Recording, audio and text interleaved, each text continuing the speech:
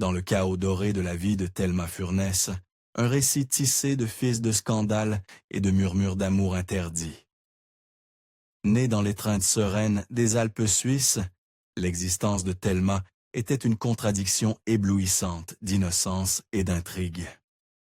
En tant que jumelles entrelacées dans un lien presque éthéré, les fabuleuses sœurs Morgan se sont frayé un chemin à travers les nuits imprégnées de jazz de Manhattan, où l'éclat des étoiles de Broadway se mêlait aux ombres des contrebandiers. Le charme magnétique de Thelma a ensorcelé des légendes comme Charlie Chaplin et le séduisant Ollie Kahn, ses aventures allumant des ragots depuis les collines dorées d'Hollywood jusqu'aux salons aristocratiques de Londres. Mais c'est sa liaison incendiaire avec le prince de Galles qui a véritablement mis le feu à la scène, et sa présentation de ce dernier à Wallis Simpson qui a conduit à la crise d'abdication qui a ébranlé un empire. L'ascension de Thelma vers la noblesse en tant que Lady Furness a ajouté une autre couche de charme, la plaçant au cœur de la haute société britannique. Son histoire est une symphonie de rendez-vous clandestins, de salles de bal scintillantes et de cœurs brisés, où chaque regard portait une promesse et chaque murmure charriait le poids des dynasties. Plongeons ensemble dans cette narration de passion et de trahison, un témoignage d'une femme qui a dansé au bord de la légende, laissant dans son sillage un parfum de séduction et de scandale. Voici l'histoire de la vie scandaleuse de Lady Thelma Furness. Née en 1904 en Suisse, elle émergea comme la moitié d'une constellation jumelle. Née 1 minute avant sa jumelle Gloria, fille du diplomate américain Harry Hayes Morgan et de son indomptable épouse Laura Maca. Madame Maca, mélange de ferveur islando-américaine et de passion chilienne, était la fille d'un général de la guerre civile américaine. Les Morgan avaient déjà un fils, Harry, et une fille, Consuelo. Mais les jumelles captivèrent rapidement l'attention absorbante de Laura. Identiques en apparence, les sœurs étaient indistinguables, même pour leurs parents, leurs amants et, plus tard, leurs enfants. Seule une petite cicatrice due au patin à roulettes distinguait Thelma.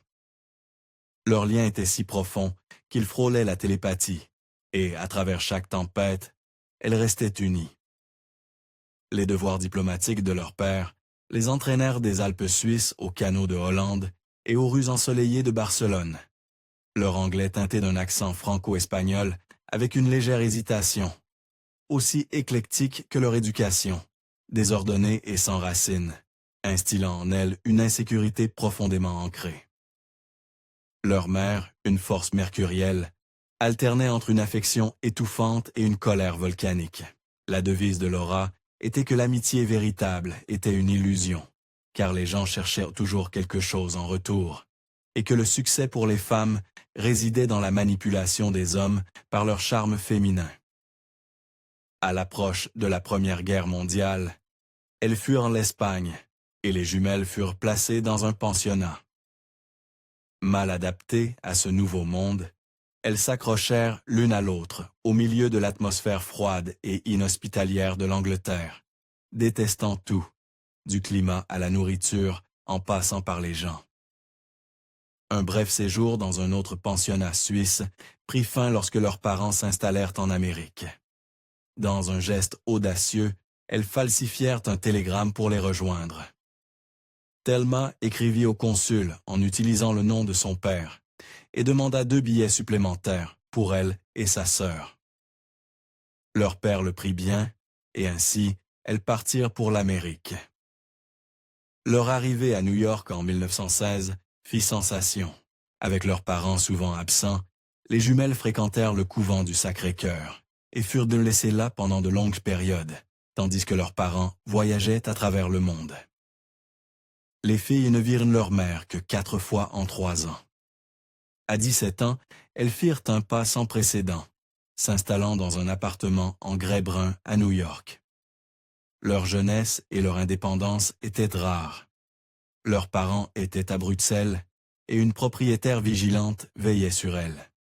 Elles se délectaient de la vibrante vie nocturne de Manhattan et devinrent rapidement des célébrités dans les colonnes de ragots. Dans ces clubs nocturnes, les étoiles de Broadway dansaient avec des contrebandiers, des stars de cinéma, des ducs et des repris de justice. L'esprit égalitaire de ces nuits facilita leur entrée dans la société new-yorkaise, les transformant bientôt en figures incontournables des clubs nocturnes, des bals de débutantes et d'été. Le premier mariage. Elle fumait depuis l'âge de 13 ans et adorait les cocktails, qui étaient à la pointe de la mode, comme moyen de masquer le mauvais goût de certains alcools de contrebande. Fumer était un insigne de modernité. À peine 20 ans plus tôt, les filles pouvaient être arrêtées pour avoir fumé en public.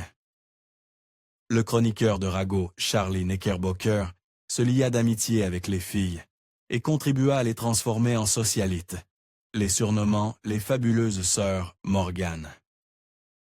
Elles attiraient beaucoup l'attention masculine, mais Thelma, dans sa biographie, affirmait qu'elles avaient un fort sens de la bienséance qui rendait les aventures impensables.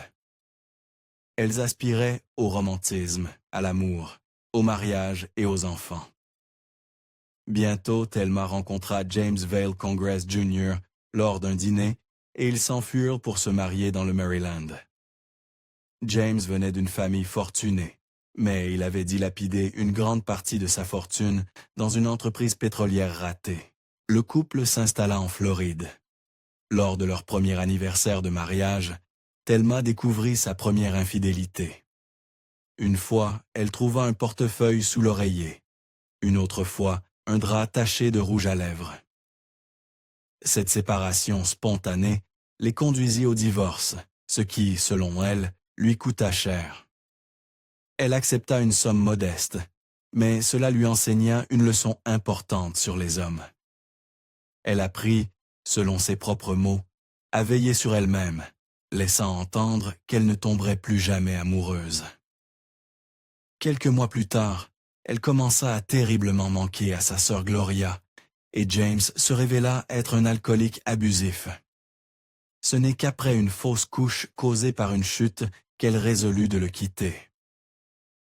Alors qu'elle était gravement malade à l'hôpital, ce fut Gloria, et non James, qui resta fermement à ses côtés. Pendant ses démarches de divorce, les filles s'installèrent en Californie, et Thelma décida de poursuivre une carrière d'actrice. Cependant, la célébrité resta insaisissable. Malgré quelques rôles mineurs, sa carrière d'actrice ne décolla jamais, mais sa vie sociale prospéra. Elle fut invitée à Pickfire, la maison glamour de Mary Pickford et Douglas Fairbanks. Là, elle rencontra Charlie Chaplin et eut une brève liaison. Les journaux spéculèrent même sur un mariage imminent, mais il ne s'agissait que d'une relation passagère. Attirée par les hommes plus âgés, elle entama une liaison avec Richard Bennett, âgé de 50 ans. Cependant, elle décida bientôt que ni le théâtre ni Bennett n'étaient sa vocation, et elle partit pour l'Europe rendre visite à ses parents et à sa sœur, Consuelo. La rencontre avec Lord Furness en Europe, elle se réinventa une fois de plus. Lors d'un dîner à Paris, elle rencontra Marmaduke Furness, Lord, et l'un des hommes les plus riches de Grande-Bretagne. Il était considéré comme l'un des hommes d'affaires les plus brillants de la ville.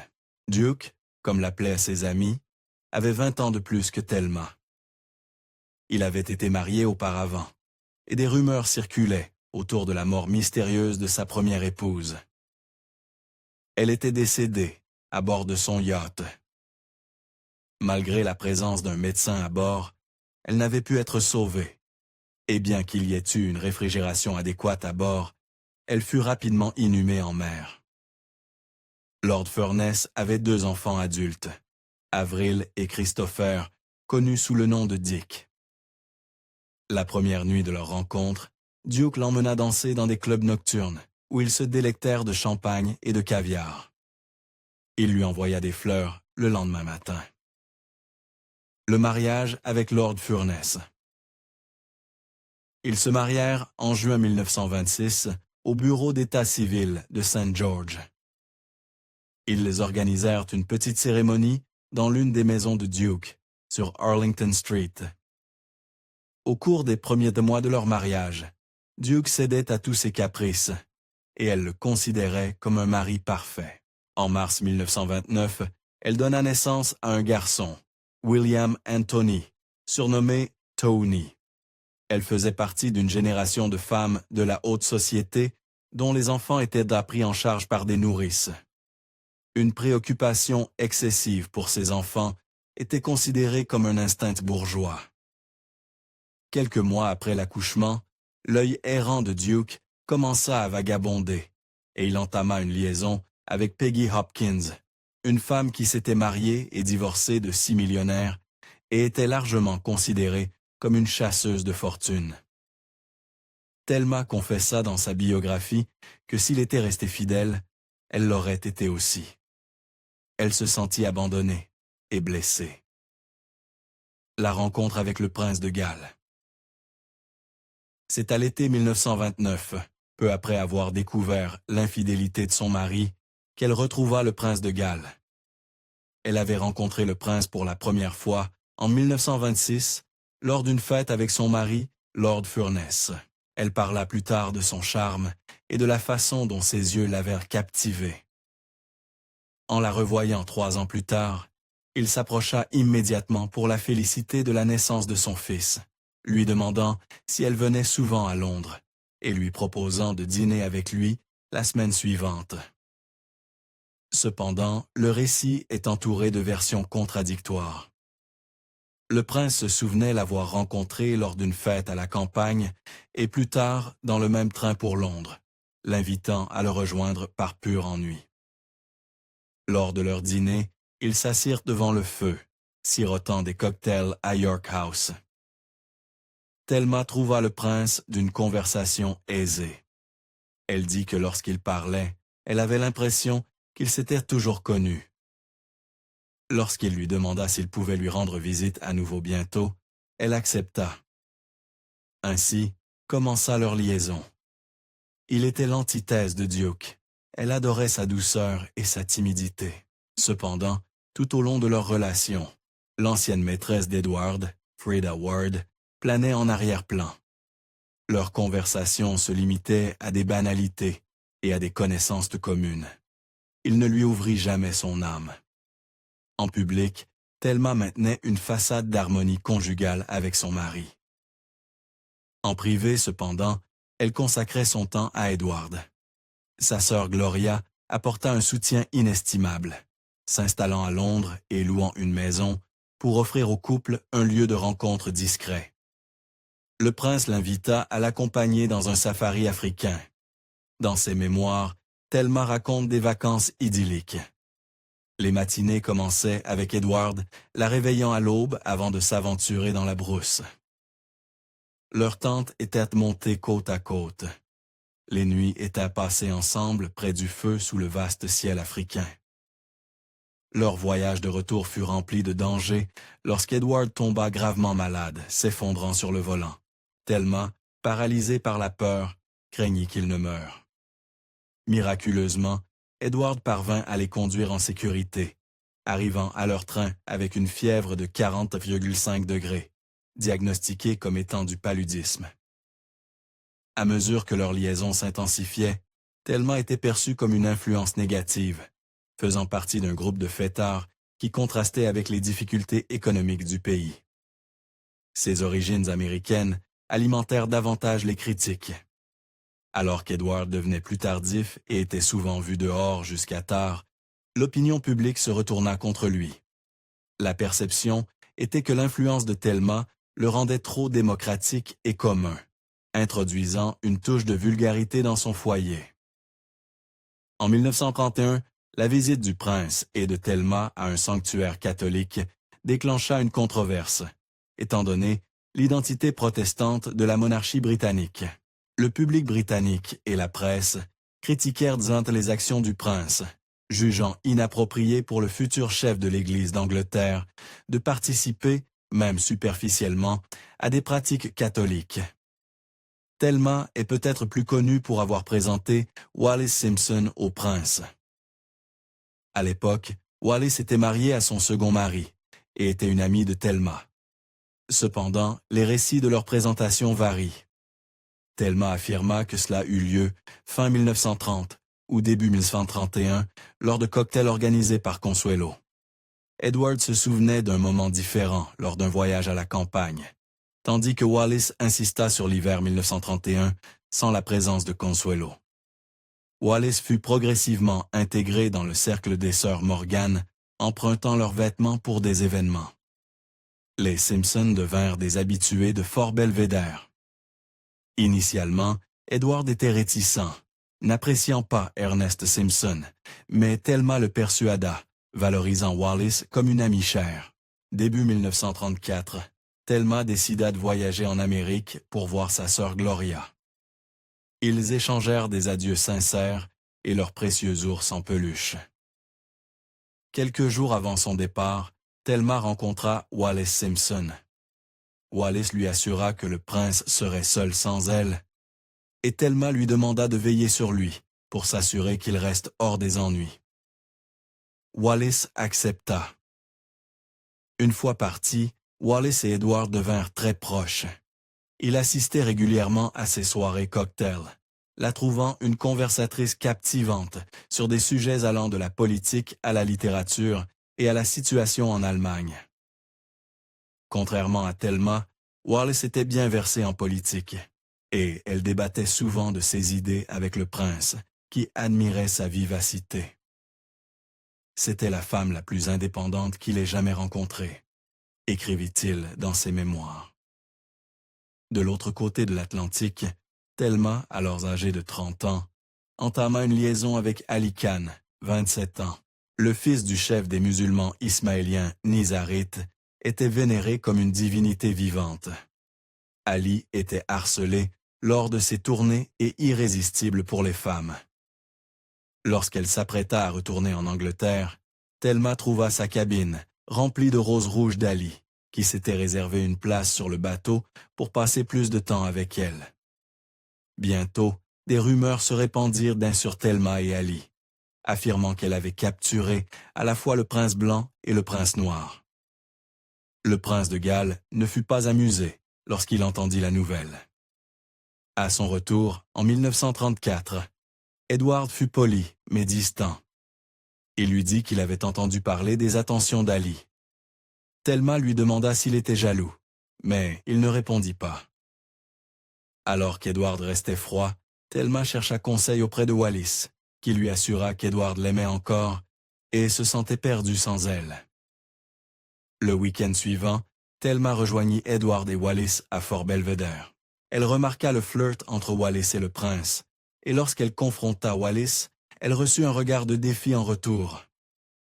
Nous avons deux versions des événements de la soirée. Thelma demanda à Edward, « Mon chéri, est-ce Wallis ?» Son visage se figea et il lui dit de ne pas être ridicule avant de partir. Thelma s'en alla le lendemain matin pour ne jamais revenir.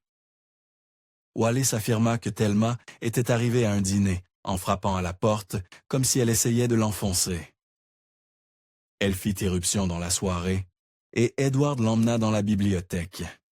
Les gens entendirent des cris avant que Thelma ne sorte furieuse et qu'Edward ne revienne sans explication.